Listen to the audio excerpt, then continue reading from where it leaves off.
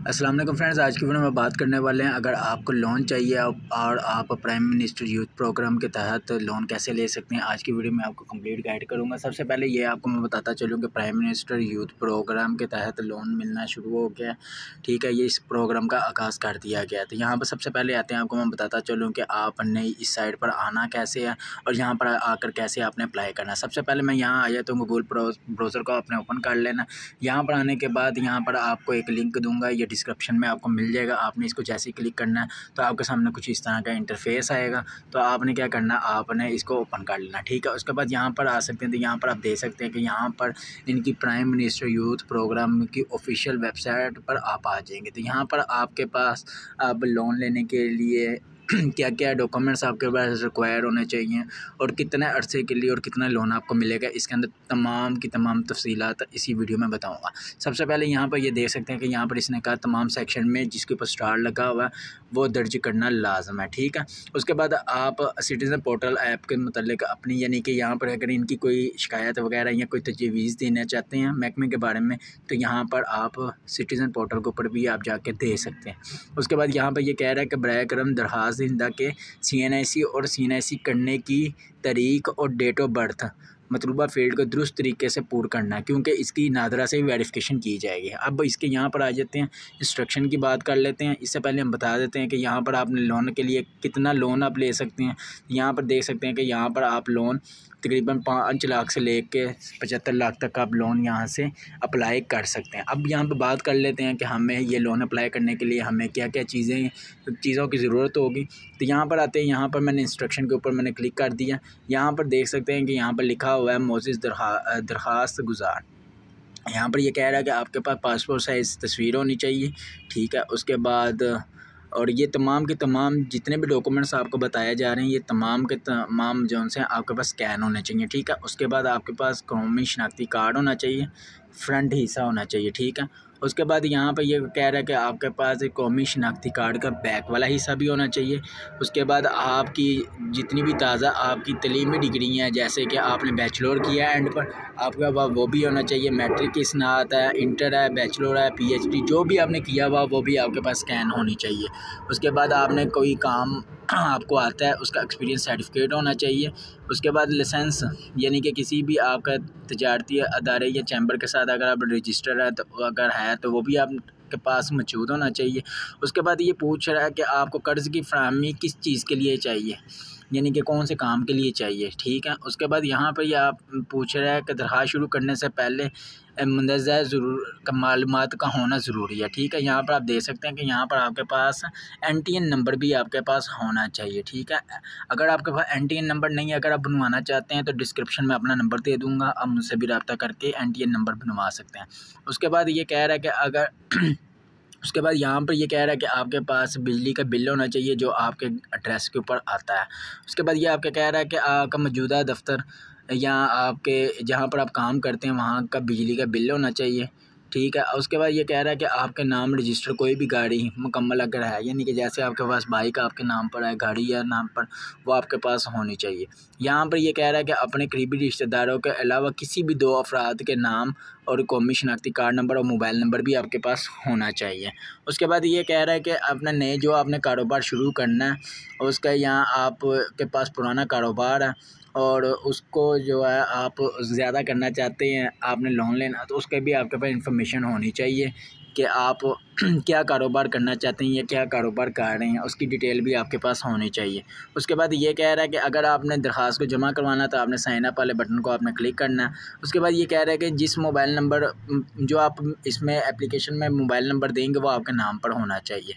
उसके बाद ये कह रहा है कि 15 मिनट के लिए ये आपको कॉल कर सकते हैं, यानी कि आपके जो सा ये टोटल एप्लीकेशन को जमा करने के लिए 15 मिनट भी लगेंगे। ठीक है, उसके बाद यहाँ पर ये कह रहा है कि आपने फॉर्म एक बार मुकम्मल कर लेना, उसके बाद इसको आपने महफूज भी कर लेना। ठीक है, आपने इसको याद रखना फ़ाइल में कि आपने क्या क्या डिटेल लिखी है, क्योंकि जब भी नुमाइंदा बैंक का कोई भी नुमाइंदा आपको कॉल वगैरह करेगा तो आपसे आपके ही दी हुई मालूमात के मुताबिक वो आपसे तफसीलात लेगा। उसके बाद यहाँ पर ये देख सकते हैं कि यहाँ पर ये कह रहा है कि आपकी दरख्वास्त पर बेहतर तरीके से नज़रसानी करने के लिए ज़्यादा से ज़्यादा मालूमात अपलोड करें, यानी कि जैसे कि कारोबार की डिटेल अगर आप कर रहे हैं, पिछले 6 महीने की बैंक स्टेटमेंट या माली गोशवारे वगैरह जो भी है, ठीक है, ये चीज़ें आपके पास होनी चाहिए।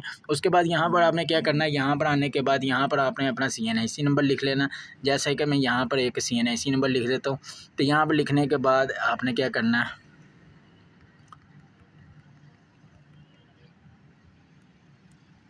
ये मैंने CNIC नंबर लिख दिया एक, ठीक है। और यहाँ पर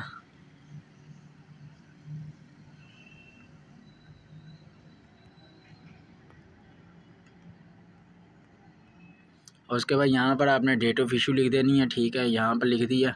और इसके बाद यहाँ पर आपने लोन को सिलेक्ट कर लेना, आपको लोन कौन सा चाहिए। अगर आपको 5 लाख तक का लोन चाहिए तो ये आपको सूद के बगैर मिल रहा है।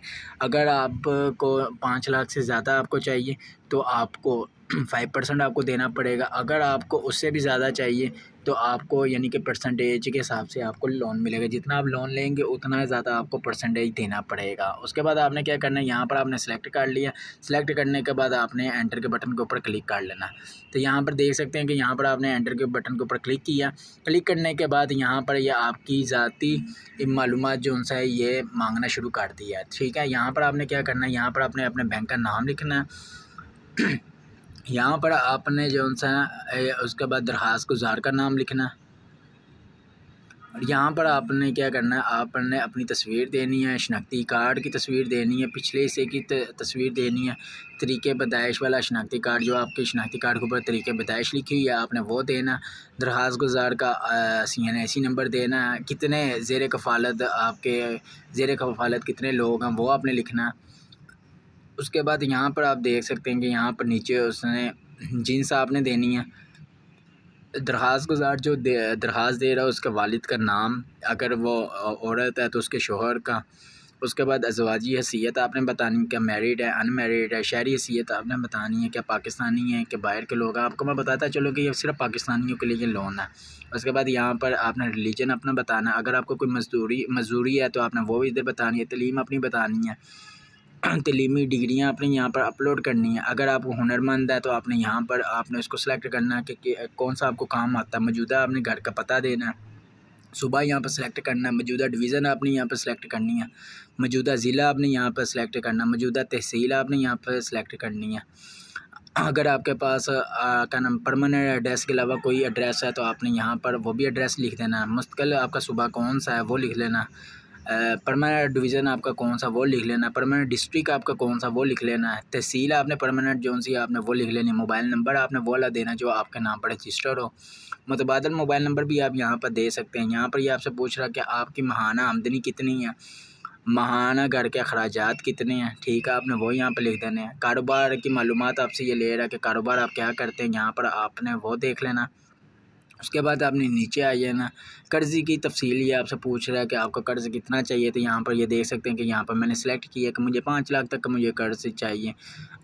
और ये कह रहा है कि आप जौन सा कर्ज़ की रकम जौन सा कितनी आपको चाहिए और कितने टाइम के लिए चाहिए। तो यहाँ पर हम लिख देते हैं 3 सालों के लिए। हमने 5 लाख के लिए अप्लाई किया, 3 सालों के लिए चाहिए।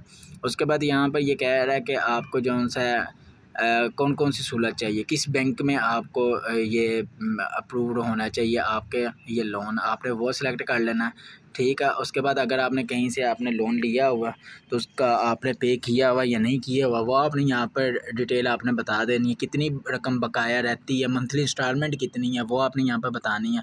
उसके बाद आपने इसको सिलेक्ट कर लेना है। सिलेक्ट करने के बाद यहाँ पर देख सकते हैं कि यहाँ पर लिखा हुआ है, मैं हलफ लेता हूँ, ये लेती हूँ कि फ़ार्म में फ़राहम करदा मालूमात मेरे मुताबिक दुरुस्त हैं और कुछ भी पोशीदा नहीं है। मैं IMF या MFB को मुकम्मल तौर पर अख्तियार देता हूँ कि मेरे ज़रिए पेश करदा तमाम दस्तावेज़ात की सदाकत की तस्दीक करे। किसी भी जालसाजी या किसी भी हकीकत दस्तावेज़ात को छुपाने की सूरत में मेरे खिलाफ कानूनी कार्रवाई की जा सकती है, ठीक है। उसके बाद यहाँ पर भी आपने टिक कर देना है कि मैं हल्फन ये इतराफ़ करता हूँ, ये करती हूँ कि मैं पाकिस्तान के वफाकी या सूबाई हुकूमत का या की हाजिर सर्विस मुलाजम नहीं हूँ, यानी कि ये गवर्नमेंट के मुलाजमिन नहीं इसको अप्लाई कर सकते। ठीक है, ये सिंपल प्राइवेट लोग इस लोन को अप्लाई कर सकते हैं, या जिनका बिज़नेस है वो अपने बिज़नेस को ज़्यादा करने के लिए यहाँ पर अप्लाई कर सकते हैं। तो आपने क्या करना, आपने इस तमाम की तमाम फॉर्म को आपने फिल करके आपने इसको सबमिट करवा देना है। तो अगर आप चाहते हैं कि ये फॉर्म मैं आपको खुद सबमिट करके मैं बताऊँ, तो आपने क्या करना है, डिस्क्रिप्शन में लिंक दे दिया मैंने, उसको आपने ग्रुप को ज्वाइन कर लेना। ज्वाइन करने के बाद अगर आप कहेंगे तो मैं आपको ये यहाँ पर लोन अप्लाई करने का तरीका भी आपको करके दिखा दूंगा। तो फ्रेंड्स, मैं उम्मीद करता हूँ आपको मेरी आज की वीडियो ज़रूर पसंद आएगी। वीडियो पसंद आई है, वीडियो को लाइक कर दे। चैनल को अभी तक आपने सब्सक्राइब नहीं किया, चैनल को सब्सक्राइब कर लें।